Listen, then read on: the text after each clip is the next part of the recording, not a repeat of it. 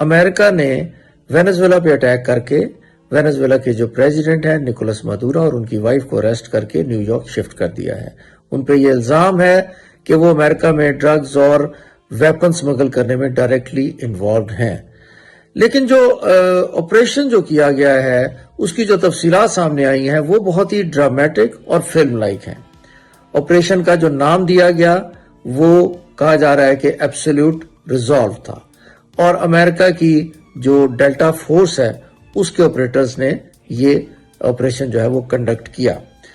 President کی location share کرنے میں سی آئی اے کے کوئی آپریٹو ہیں جو وینزویلا کی گورنمنٹ میں کہیں پہ پلیس تھے، انہوں نے اس کام کو سر انجام دیا اور امریکن فورسز کی سپورٹ کی.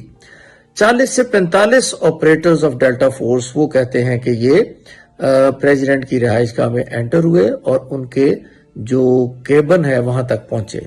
جب وہ وہاں تک پہنچے تو پریزیڈنٹ آف وینزویلا نے اپنے آپ کو ایک سٹیل بیگڈ فیسلٹی میں بند کرنے کی کوشش کی، لیکن اس کا دروازہ بند نہ کر سکے اور فورسز انٹر ہو گئی. انہوں نے ان کو اور ان کی وائف کو اریسٹ کیا، پھر ان کو ایک شپ کے ذریعے سے پلین میں شفٹ کیا اور پلین سے پھر نیو یارک میں ان کو لے آئے.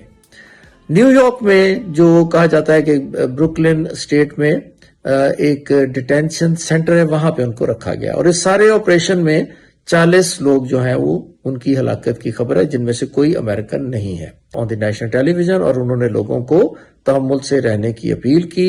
ساتھ ہی ساتھ انہوں نے جو پریزیڈنٹ نکولس ہیں ان کی رہائی کی بھی اپیل کی، اور انہوں نے کہا کہ Venezuela will never be a colony of any other country. اگر ہم یہ دیکھیں کہ یہ سارے معاملات کیسے یہاں تک پہنچے تو 2013 میں بیسیکلی جو پریزیڈنٹ نکولس مادورو ہیں وہ ایسٹرائل پریزیڈنٹ آف وینزویلا ہوگو شاویز کے بعد پریزیڈنٹ بنے، اور یہ ایک لیفٹ ونگ کے پریزیڈنٹ ہیں. ان کا تعلق United socialist party of Venezuela ہے. اس کے بعد 2024 میں جب الیکشن میں ان کی ان کی وکٹری کو اناؤنس کیا گیا تو جو اس وقت کی جو اپوزیشن پارٹی تھی اس نے اس پہ آبجیکٹ کیا، اور انہوں نے کہا کہ یہ الیکشن بیسیکلی وہ جیت چکے تھے.